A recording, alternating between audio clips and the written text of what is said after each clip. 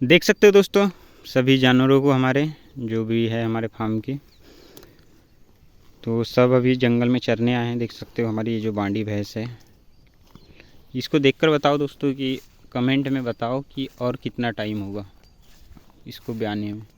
अब क्या है, जो जो घड़ा थन बोलते हैं ना, वो भी थोड़ा झुकने लगा है नीचे, यानी थोड़ा बनाना चालू कर दिए अब। तो देख सकते हो, और बहुत ही अच्छी बॉडी वेट में है। पेवर देसी है, जो नागपुरी भैंसी बोलते हैं ना, जो लंबे सींगों वाली, वो वाली है। देख सकते हो, मैं आपको पूरा वीडियो आगे पीछे से घुमा कर दिखा देता हूँ। और इसने हमने जब लेके लाए थे इसको, तो हमारे यहाँ लगभग 9 लीटर दूध दे रही थी एक दिन में।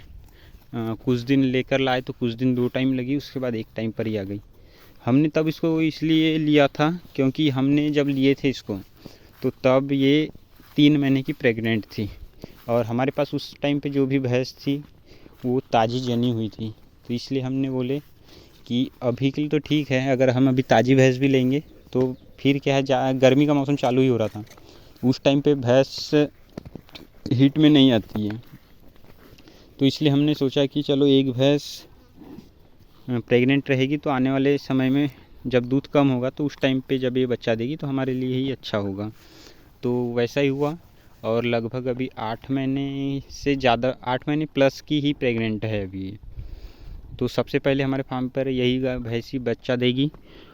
और इसके बाद जो ये भूरी भैंस देख रहे हो, यह बहुत ही महंगी हो गई थी हमारे को। हमने जब इसको लिया था 66,000 की हो गई थी। तो उस टाइम पे क्या है, भैंसियों का रेट बहुत ही हाई चल रहा था, क्योंकि जस्ट गर्मियों का मौसम मार्च में लाए थे, तो मार्च का महीना था। उस टाइम पे भैंस ताज़ी जनी हुई नहीं मिलती। तो हमने जब उसको लाया था तो लगभग 1 से 1.5 महीने की जनी हुई थी। तो उसका दूध अभी भी चल रहा है, अभी भी लगभग 6 से 6.5 लीटर दूध, 7 लीटर दूध आ रहा है।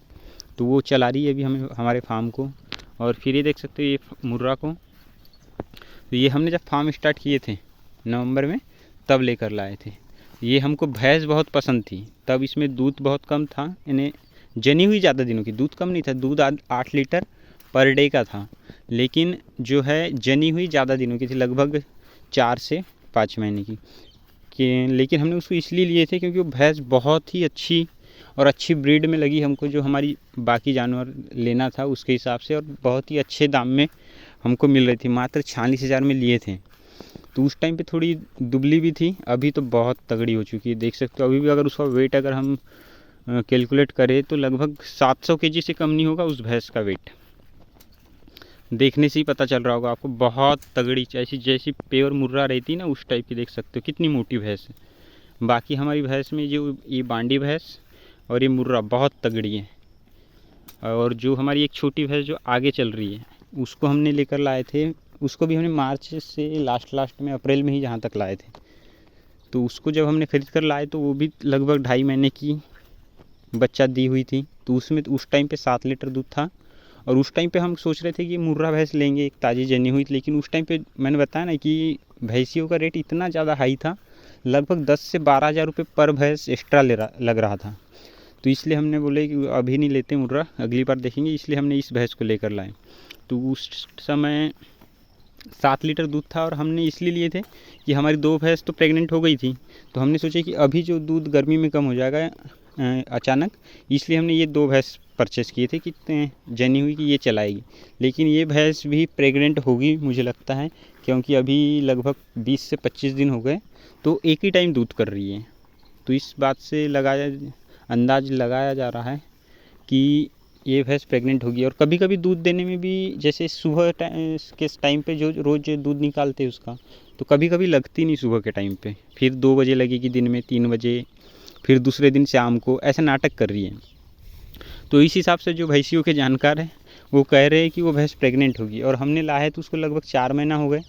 तो 4 महीने में ही भैंस कूदती नहीं, यानी वो दूध देना एक टाइम पर नहीं आती। तो हम मान के चल रहे हैं कि उसको लगभग 6 महीने प्लस की प्रेग्नेंट है। तो अब हमारे पास क्या है, 2 भैंस, 3, वो बांडी भैंस, एक मुर्रा और एक छोटी वाली, ये तीनों भैंस प्रेग्नेंट है। तो अब मुर्रा तो लगभग 1.5 से 2 महीना टाइम है। मुर्रा भैंस को अभी 20 तारीख को 5 महीने कन्फर्म हो गए। और जो ये छोटी वाली भैंस है उसको हम 6 महीने की मान के चल रहे हैं। तो लगभग तीनों भैंस 3 महीने में रेगुलरली बच्चा दे देगी। 3 से 4 महीनों में। और जो हमारी फिर गाय की बात करें, गाय अभी आगे जा रही है, वीडियो में दिख नहीं रही होगी, मैं उनको रोकता हूँ, थोड़ा रोक कर दिखाता हूँ आपको वीडियो।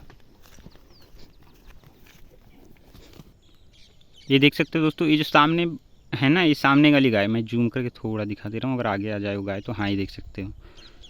ये जो आगे वाली गाय है, यह लगभग हमने फरवरी में लेकर लाए थे, दोनों कुछ जोड़ा ही लेके लाए थे 82,000 में। 83,000 की घर आते तक पड़ गई थी उसका पूरा रेट हमको। तो जब हमने लेकर लाए तो ये सामने वाली गाय में 12 लीटर दूध था और पीछे वाली में था 13 लीटर। वो पीछे वाली गाय थोड़ी छोटी है और वो थोड़ी ब्रीड में भी कम है। और ये साहिवाल HF है और वो जर्सी HF लग रही है मुझे, जर्सी HF ही है। तो इसका जो बछड़ा था ये अभी 8 से 10 दिन पहले उसकी डेथ हो गई, उसको अफारा हो गया था और उस टाइम पे डॉक्टर अवेलेबल ही नहीं था। और मेरे पास भी वो अफारा की जो थी मेडिसिन नहीं थी, इसलिए वो बच्चे की मौत हो गई। मानना चाहिए कि थोड़ा कमज़ोर भी था, क्योंकि उस गाय की आदत थी कि जब हम बच्चा दूध निकाल रहे तो पहले एक बार पारसाने के लिए एक बार बच्चा छोड़ते हैं, तो उस टाइम पे पिलाती थी। उसके बाद में हम जब दूध रखते थे उसके लिए, जब दूध निकाल कर होता था 1 बाट का, तो तब पिलाती ही नहीं थी। तो इस कारण भी थोड़ा कमज़ोर था, पूरा दाना खुराक पर ही चल रहा था वो, मान के चलो। पहले दूध भी छोड़ते थे लेकिन उतना होता नहीं था, पर्याप्त नहीं हो रहा था। तो अभी उसमें लगभग 10 लीटर दूध है, बिना बच्चे के भी अच्छे से दूध दे रही है, कोई दिक्कत नहीं कर रही है। और बात करें अभी छोटी वाली गाय की, और उसकी भी बात करें तो उस गाय में 2 बार रिपीट हो गई वो। अब इस बार अगर आती है तो उसकी सफाई वफाई करवा कर ही उसकी AI करवाएंगे। और अब बात करिए सामने वाली छोटी वाली गाय की, तो छोटी गाय 18 मार्च को AI करवाए हैं। तो लगभग 4 महीने 18 तारीख को कंप्लीट हो गए कंफर्म। उसके बाद डबल हीट में भी नहीं आई ये गाय, और उसकी बछिया बहुत ही ज़ोरदार है। मैं उसका एक सेपरेट वीडियो डालूँगा, आप देख लेना। बहुत ही यानी साहिवाल HF, ये तो जर्सी और HF का क्रॉस है, 50-50 होगा। और अभी जो इससे बछिया निकली वो साहिवाल का लगभग, फिर भी माने तो 75% है उसमें, और बाकी HF।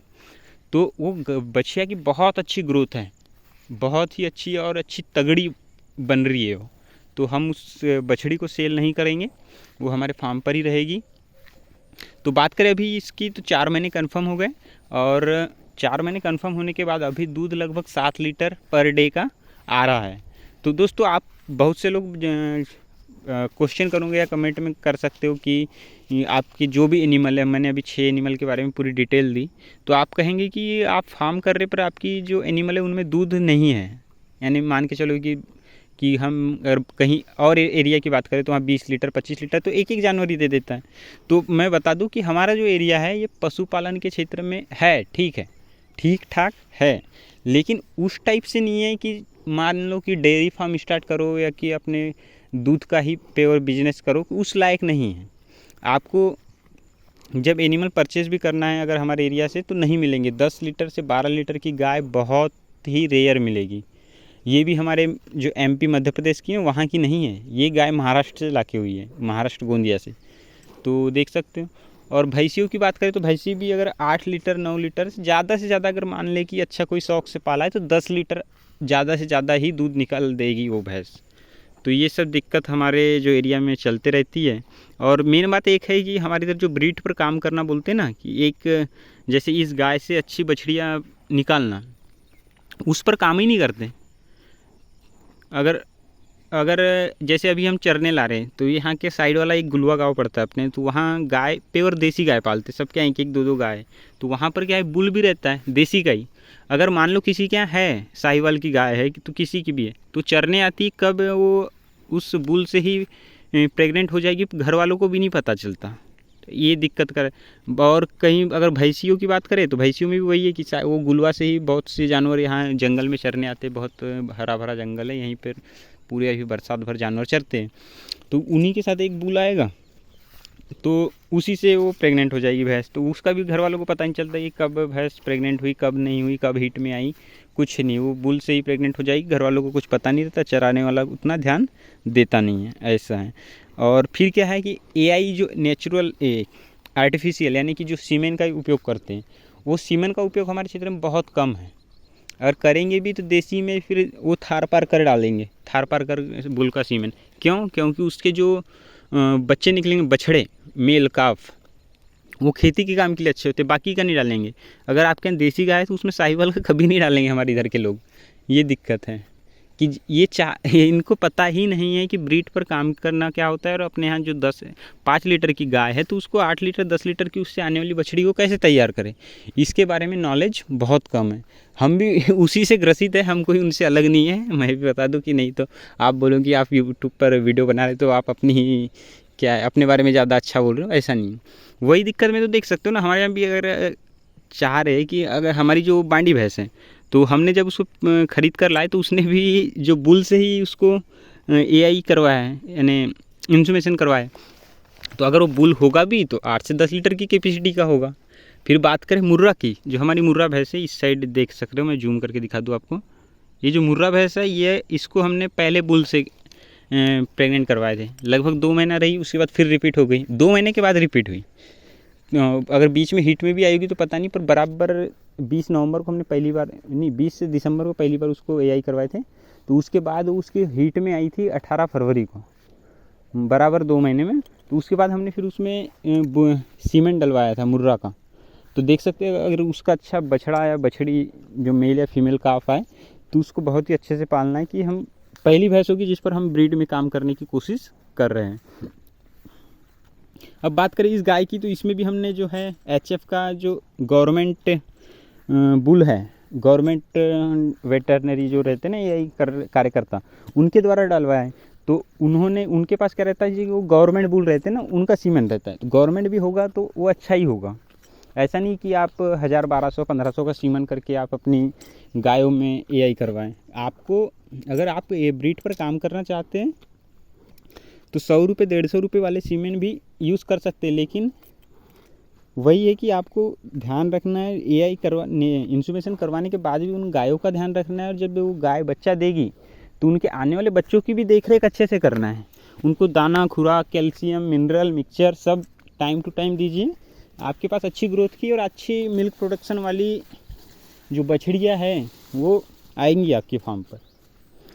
और इस भैंस में बता दूं कि ये हमारे यहाँ के 9 लीटर दूध दिए पर डे का। उससे अगर अच्छी बछड़ी आ जाए और उसमें को अच्छे से हम पाले तो वो लगभग 11 लीटर 12 लीटर की भैंस बन जाएगी। तो इस प्रकार से प्लानिंग करते हुए आपको अपने फार्म को आगे करना है। बिना प्लानिंग के करोगे तो सिर्फ लॉस होगा। और हम घर में रहते, घर में बोलता हूँ सॉरी, हम गांव में रहते तो हमारे इधर वो साइलेज कोई नहीं जानता, मिनरल मिक्सचर कोई नहीं खिलाना चाहता, कैल्शियम कोई नहीं खिलाता। बोलते जितने का दूध, एक टाइम का दूध बेचो, एक टाइम का बचा लो। बस ये जो है ना, ये चलते रहता है कि अगर एक भैंस 10 लीटर दूध दे रही है तो 5 लीटर का उसको खिला दो, 5 लीटर का बच जाए, बहुत है, ऐसा सोचते हैं। तो देख सकते हो वो भैंस अब बैठ जाएगी पानी में। अभी का मौसम थोड़ा बना हुआ है लेकिन गर्मी उमस बहुत है, बहुत ज़्यादा। देख सकते हो पानी में, भैंसों की तो आदत ही रहती है पानी में ज़्यादा बैठने की। वो उधर एक भैंस बैठ रही है, उधर मस्ती कर रही है बढ़िया पानी में, ये देख सकते हो। अब हो गई टाइम, लगभग 6 सवा 6 बज रहा है। तो घर जाने के लिए सब भैंसियाँ अब आगे पीछे होते रहेगी। और जानकारी अच्छी लगी हो तो वीडियो को लाइक शेयर और चैनल को सब्सक्राइब ज़रूर करें। मिलते हैं आपको ऐसे ही अगले इंटरेस्टिंग वीडियो में। जो भी फार्म की अपडेट होगी आपको वीडियो में मिलते रहेगी। और चैनल पर नए हो तो चैनल को सब्सक्राइब कर देना।